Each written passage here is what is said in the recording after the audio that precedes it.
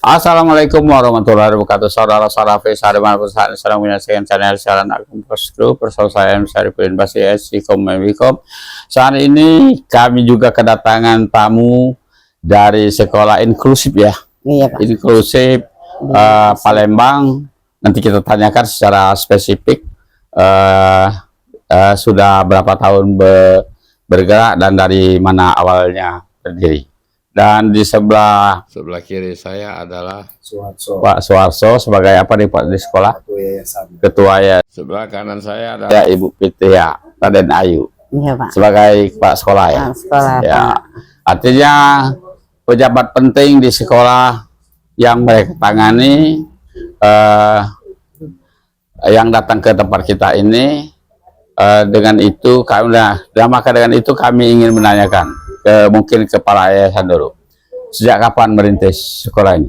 Sekolah itu Sejak kapan sekolahnya direncanakan? sejak pendirian kalau sekolah itu sejak tahun 2021. 2021. Namun dasar mendirikan sekolah itu Ya. dulunya itu kita tuh lembaga terapi, Pak. Oh, awalnya Lembaga terapi anak berkebutuhan khusus. ya. Iya, iya. Jadi kalau lembaga terapi kita itu dari tahun 2009 akhir, Iya, iya. 2010 itu.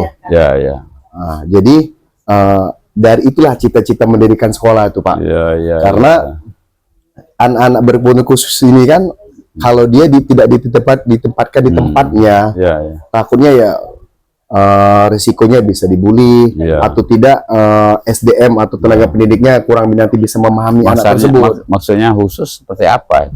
Autis gitu loh, Pak. Oh, autis ya. Ada yang dia permasalahan speak delay, Iya, hiperaktif. Hiperaktif ada juga. Itu kategori juga dalam autisme tadi. Iya, iya, iya. Artinya itu Nah, yang spesial kami nyebutnya nggak spesial ya. Orang-orang spesial seperti autis, seperti yang tadi dibicarakan ya.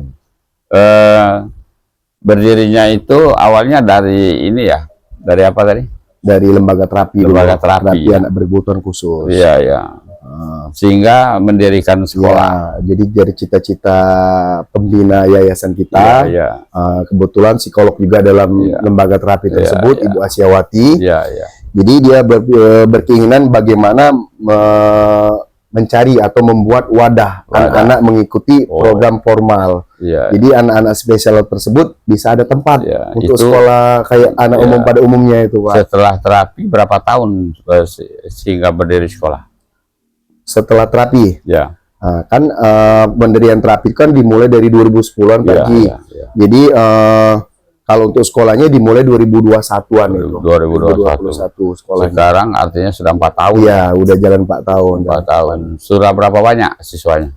Alhamdulillah per kelas kita tuh rata-rata 12 orang untuk 12 rata-rata orang. karena ada yang 8, ada 14, kami nilai rata-rata tuh ada 12. Ya. 12 per kelas. Ya, ya. Artinya punya gedung sendiri ya? Alhamdulillah punya gedung sendiri kita. Ya, ya. Ya. Mengenai perizinan seperti apa? Untuk perizinan semuanya sudah mengikuti aturan pemerintahan.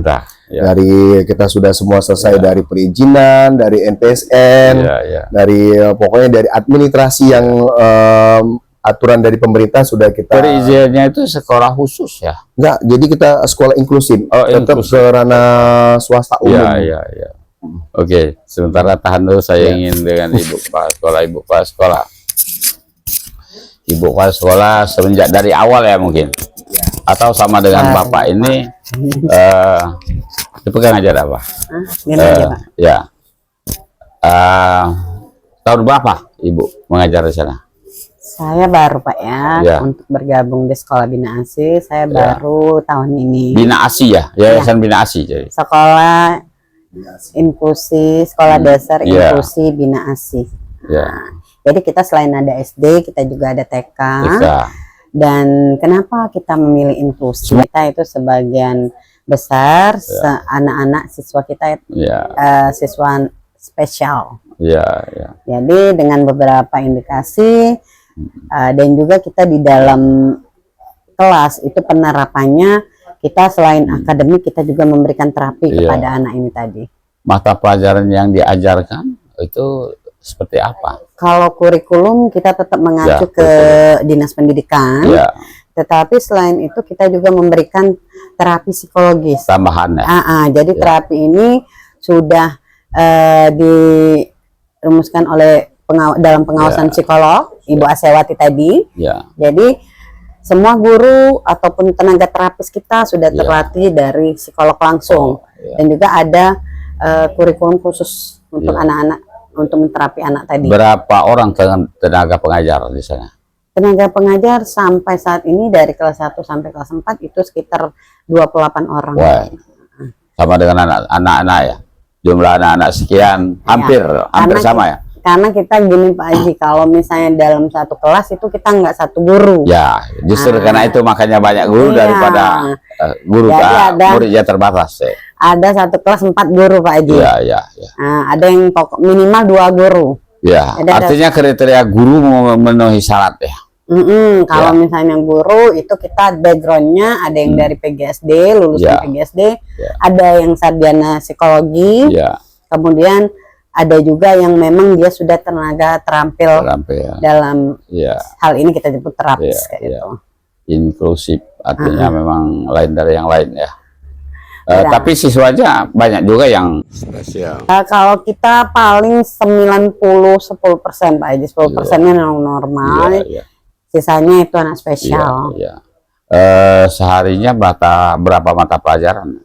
Kalau jadwal kita sama ya Pak Haji ya? Sama ya? Satu hari itu tetap ada mapel-mapel yang yang sesuai kurikulum. Tapi kita bagi karena kita sekolahnya ini ada 2 Pak Haji, ada yang setengah hari maupun yang full day. Kita bebas SPP juga Pak Haji. Kita SPP sekolah kita bebaskan. Semua yang ingin bersekolah di Bina ASI, baik TK maupun SD, kita nggak pungut biaya SPP. Kita cuma bebankan itu biaya terapi, itu juga biayanya sangat kecil sekali kalau dibandingin terapi di luar Pak Haji. Sekolah ini kan memerlukan biaya, buku-buku segala macam, tenaga pengajar. Bagaimana mengatasi? Kalau untuk siswa kita cuma beban buku dan baju Pak Haji. Untuk biaya pendaftaran kita bebaskan, biaya SPP sekolah kita bebaskan. Dan juga semua siswa Pak Haji kita berikan makan dan snack. Karena kenapa? Dari psikolog sendiri, kalau misalnya siswa ini cuma diterapi, tetapi pola makannya tidak diet. Makannya harus bergizi ya? Diet Pak Haji. Jadi dalam artian ada menu tertentu yang boleh dan tidak dia konsumsi. Artinya ada menu khusus lah. Jadi harus bekerja sama dengan orang tua dan guru. Jadi kalau di sekolah menerapkan terapi dan pola makan diet, di rumah harus diterapkan juga. Sistem gurunya digaji atau gimana? Kita tetap penggajian tetap jalan Pak Haji ya. Gurunya digaji semua, apalagi kita kan belum ada dana bos ya Pak Haji. Jadi semuanya yang support itu yayasan. Dan dari anggaran SPP terapi tadi. Yayasan artinya ada semacam usaha ya. Usaha apa saja yayasan? Lembaga psikologi tadi. Dari hasil lembaga psikologi tadi ya kita bantu-bantu ke anak-anak ke sekolah juga, Pak. Untuk donatur itu belum ada. Jadi kita menerima donatur sana yang mereka ingin menjadi donatur. Sangat-sangat menerima. Kalau ada memang mau ikut membantu anak-anak spesial. Tapi artinya perlu sosialisasi ya. Sosialisasi ke masyarakat juga. Siapa tahu dengan sosialisasi mudah-mudahan ya. Dengan podcast ini ya ada donatur yang berminat untuk membantu itu. Insya Allah Pak Haji, semoga aja dari jalan podcast ini ada donatur mau main ke tempat kita, mau melihat anak-anak kita, dan sekalian membantu. Niat awal lihat dulu boleh, mungkin untuk jalannya ngebantu ya kita bersyukur alhamdulillah. Artinya kita terbuka peluang itu. Karena banyak sekarang donatur-donatur yang mencari sasarannya untuk menjadi donasinya itu. Maka dari itu saya tanyakan tadi, artinya kita perlu donatur ya. Betul. Mungkin karena kurang sosialisasi mungkin. sosialisasi Sehingga, juga ya, kita mikirin nggak terlalu ini ya, nggak terlalu apa giat untuk sosialisasi itu Pak Haji. Ya, itu harus ke sosialisasi juga ya. Artinya tepat kita mengundang Bapak ke sini untuk sosialisasi itu. Mudah-mudahan ada donatur yang berminat untuk berdonasi ke sekolah kita. Amin. Ya, Ibu 24 guru tadi ya. Iya, 24 guru ya. Berapa mata pelajaran dia seluruhnya? Seluruhnya itu dalam satu kelas itu ada yang 9 mapel, Pak. 9 mapel. 9 mapel. Seluruhnya berapa? Mapelnya? Seluruhnya? Ya. Ya, satu kelas itu ada 9 mapel. 9 mata pelajaran. Oh. Dalam setiap kelas kayak itu. Ya, jadi ada 4 kelas ya. Kelas 4. Ada juga TK berarti. Iya, ada TK juga. TK kita lebih dominan ke masih bermain. Tapi artinya TK dengan guru SD dengan SD dicampur ya. Banyak juga ya ini bekerjanya tugasnya masing-masing, Pak. Masing-masing. Ya, ada job masing-masing. Ada job masing-masing. Bukan berarti kelasnya juga terpisah. Ya, terpisah, belajarnya tetap terpisah, tapi mungkin mengajarnya itu. Mengajarnya di kelas masing-masing, Pak. Ada. Ya, kita sediakan. Tapi artinya tenaga pengajarnya ada yang double ya? Pengajarnya? Enggak. Tetap satu mapel satu. Oh.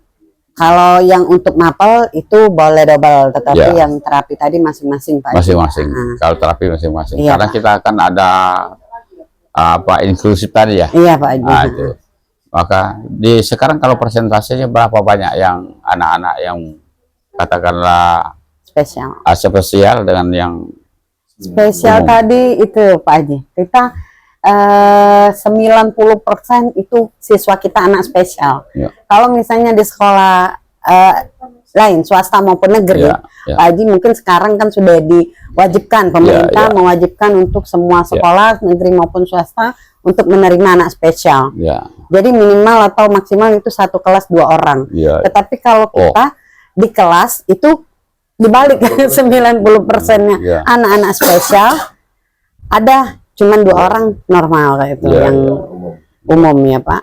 Jadi memang perlu yang seperti Pak Haji katakan tadi, bila ada yang mau berdonasi, kita sangat terbantukan karena kenapa Pak Haji, untuk anak-anak spesial ini mereka memang bagian dari terapinya mereka bermain, puzzle, kemudian ada beberapa peralatan terapi yang semuanya itu cuma yayasan yang support.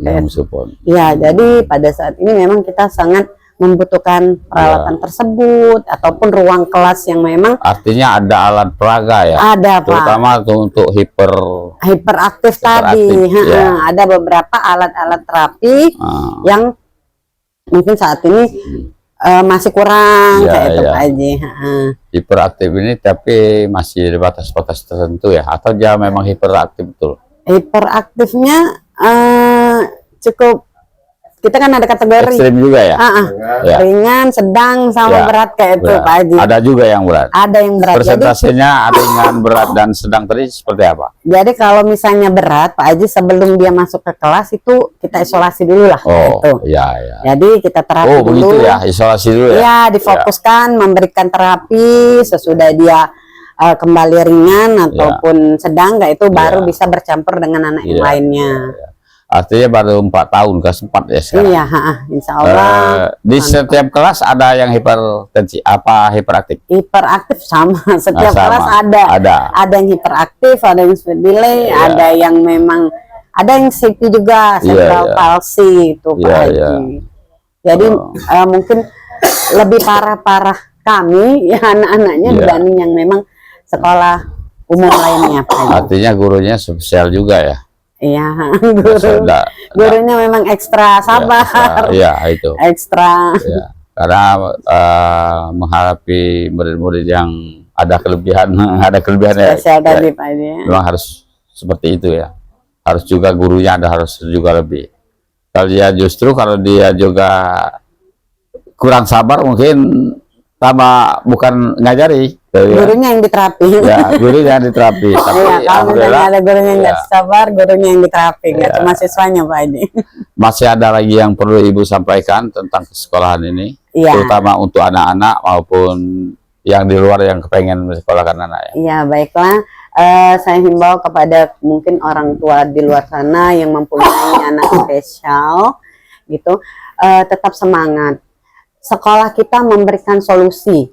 Jadi di sini kita sekolah umum inklusi tadi, sekolah inklusi plus terapi untuk anak-anak spesial. Jadi tidak usah bingung lagi. Terkadang orang tua memasukin anaknya terapi ke sini, ke sana, sekolahnya beda lagi. Tetapi di kita itu sudah dalam satu pembelajaran untuk itu ya. Pembelajaran akademik dan terapinya. Selain itu juga kita pola makan tadi Pak Haji ya. Dan insya Allah juga kita tahun depan itu ada SMP inklusinya Pak Haji. Mohon doanya Pak Haji. Insya Allah. Tahun depan ya mulai ya. Tahun 2026 ya. Bisa lihat kegiatan anak-anak kita lewat Instagramnya nanti Pak Haji. Saya kunjungi sana. Siap Pak Haji. Oke, terima kasih tentang pembelajaran sudah saya tanyakan. Saya ingin ke yayasan. Bagaimana yayasan menghidupi sekolah itu dengan usaha-usaha yang ada? Kami cuman mengandalkan dari lembaga tadi, terus juga kita kan untuk SPP tidak Pak Haji. Jadi tapi ada cuman biaya untuk biaya terapi. Biaya terapi tadi ada yang setengah hari sama full day. Dari uang bersama itulah yang untuk mengelolanya Pak Haji. Belum ada yang dari yang lain. Artinya sangat perlu donatur ya. Satu-satunya sekolah. Apalagi samping itu lagi buat gedung SMP ini, itu doa kita kan tahun depan. Namun kalau untuk biaya, kalau ada donatur mungkin lebih cepat Pak Haji didirikannya itu. Ini perlu mendapat perhatian bagi masyarakat, pemerintah juga, apalagi pemerintah wali kotanya sangat care ya. Gitu. Sering ke lapangan saya lihat Pak Wali Kota. Saya juga kenal teman lama Wali Kota ini sebenarnya. Mudah-mudahan beliau nonton ini dan saya akan kirim sama Pak Wali Kota supaya dapat perhatikan sekolah inklusif ini. Salah satunya di Palembang. Saya kira hanya ini Pak. Sudah 20 menit waktu yang kita luangkan untuk berbicara. Cukup banyak permasalahan, bermanfaat ini mudah-mudahan ini bermanfaat bagi masyarakat dan bagi pemerintah. Sudah cukup membantu keadaan ini. Lebih kurang kami mohon maaf kepada Allah, saya mohon ampun. Saya dengan wassalamualaikum warahmatullahi wabarakatuh. Waalaikumsalam warahmatullahi wabarakatuh.